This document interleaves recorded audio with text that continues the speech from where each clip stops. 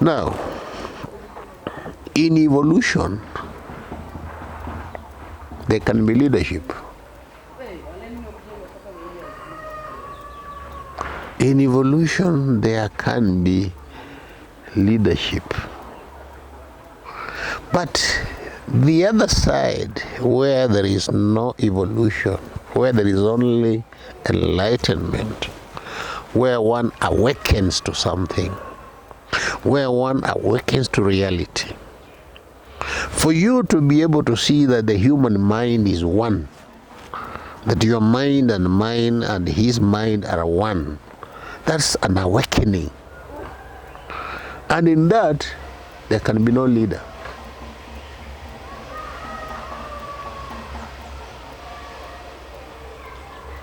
It may be grief that leads someone to that. It may be extreme excitement. It may be a very good turn someone that has done to you that leads you to say that, hey, I think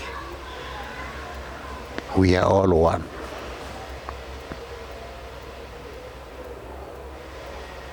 It takes a certain level of geniusness to realize that the mind has no limit. That the mind cannot be confined. The mind is limitless. That actually you, Tony, contain the universe. The universe does not contain you. You contain the universe. That you create every experience. That every experience you go through, you have determined it yourself. And that there is a set of all the things you just keep pulling out one experience after the other. That I want this one, I want this one, I want this one, I want some excitement, I want some pain, I want some laughter, I want to... all those. It takes... There's nobody who can teach another one that. That is something, because the moment it is taught, it is knowledge. And knowledge has never freed anybody. Knowledge is only helpful for doing things in the physical world. You need knowledge to be able to prepare food. You need knowledge to build a house. You need knowledge to drive a car. Those things someone must teach you. Someone must lead you and tell you, by the way, this one is called a steering, this one is a wheel, this one is a gearbox, this one is this. Then that is imparting knowledge.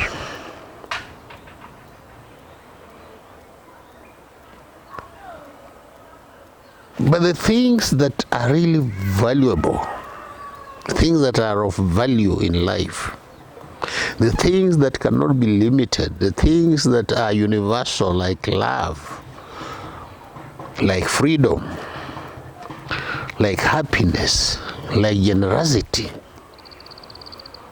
like being a gentleman, like being a refined person, like being civilized, is nowhere they are taught.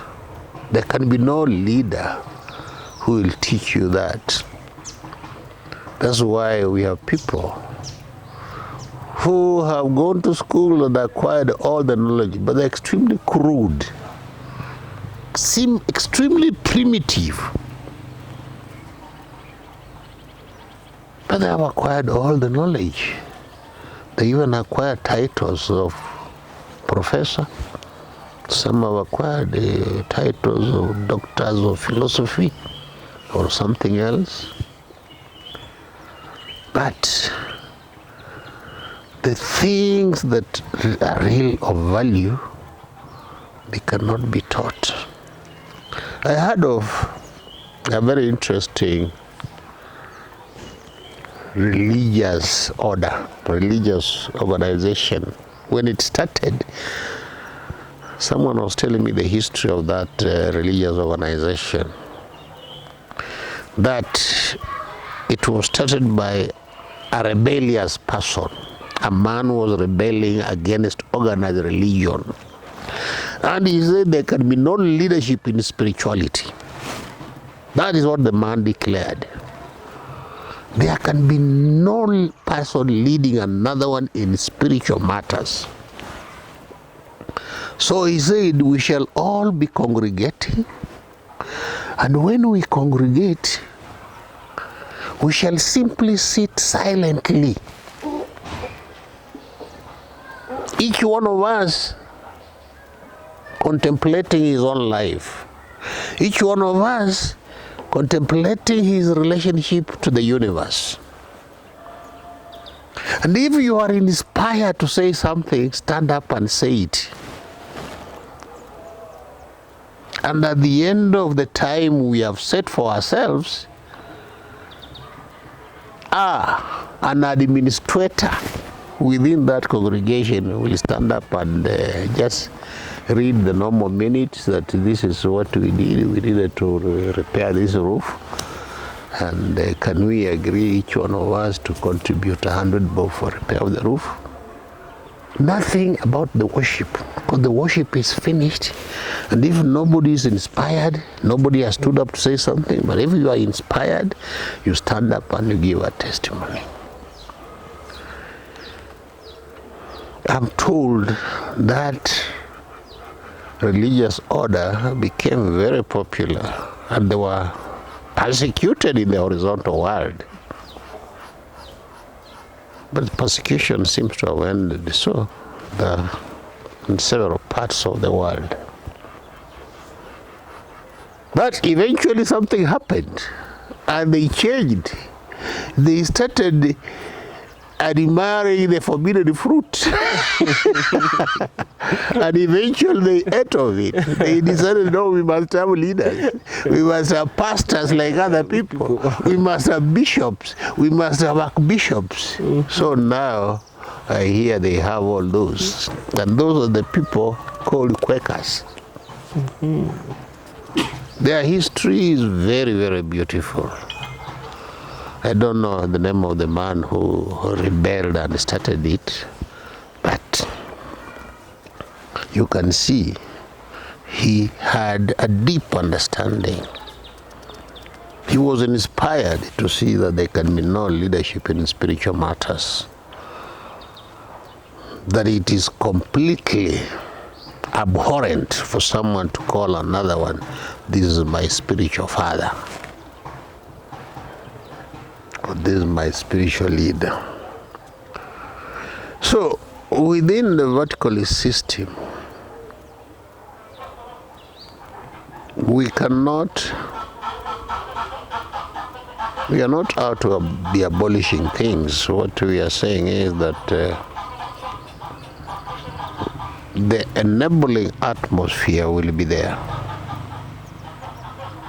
Surely, in a neighborhood assembly,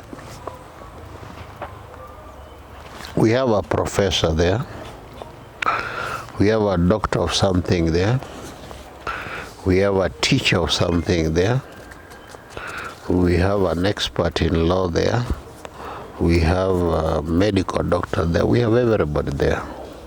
And we have all kinds of characters. We have all the drunkards, we have all the consumers of drugs, opiates, and so on. A small little girl coming there and seeing how this elevated man calling himself a professor is behaving, maybe in a drunken stupor, she will be inspired. She may find herself in a state of true worship. That's the purpose of the neighborhood assembly, that you can come there and observe. In real life, how do people behave in real life? How are they interacting? How are they talking? How are they quarreling? How are they laughing? How are they... everything. And from that, you get inspired and you become a better man. So, in that inspiration, you become not only educated but worshipful. Education and worship are actually one and the same thing. Because if you look at all the great scientists,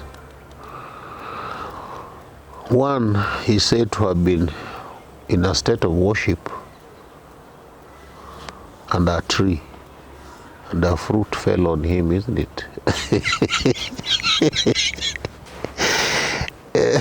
They don't say he quickly ate the fruit, or he complained that someone has bewitched. No. It quickly opened his eyes. He got totally enlightened and came up with the law of gravity, isn't it? Yes, yes. Another one did something else, another one did something else, another one, all those momentous discoveries are as a result of worship. Another one did 10,000 experiments and they were all failing. Surely, you cannot say that there can be any better worship than that.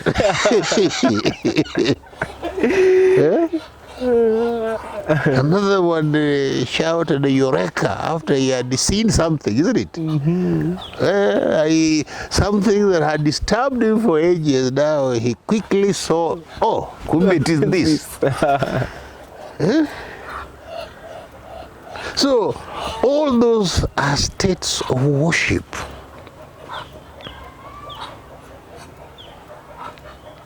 They come up with something, and you'll always find that it is a revolutionary thing. It is a revolutionary thing. It's always a revolutionary thing. It is what we call a giant step into the unknown. In fact, science is the best. It has the best examples of real worship. Forget about other things. Science has the best examples of real worship. The man who came up with the law of relativity, that was a worshipful state. In fact, unless you worship, you may not even understand it. So, those are the kind of things we are talking about, that they will be part of the vertical system because the cocoons will be exploded. When people have free, they are free from the usual cares of life. The usual thing that disturb you, don't know where you'll go to sleep, you don't know what you'll eat. You have time to contemplate. In the horizontal system, where you are forced to worship people in order to eat, in order to go to school, even to conduct a funeral, you have to worship people for them to do for you harambee. Those kind of things. They will not be in the vertical system, and therefore it will inspire confidence in people. And that confidence is what will ensure that people engage in true worship. Maybe you can summarize, we finish. Worship. Worship should not be mistaken to making noise. Yes. Worship is solemn. It is achieved for great purpose in a silent way, in a sober way. And true worship, as you can see, it's revolutionary. It is the cause of technology today. Yes. It has made the world to be a greater place. True. Through worship. Mm-hmm. And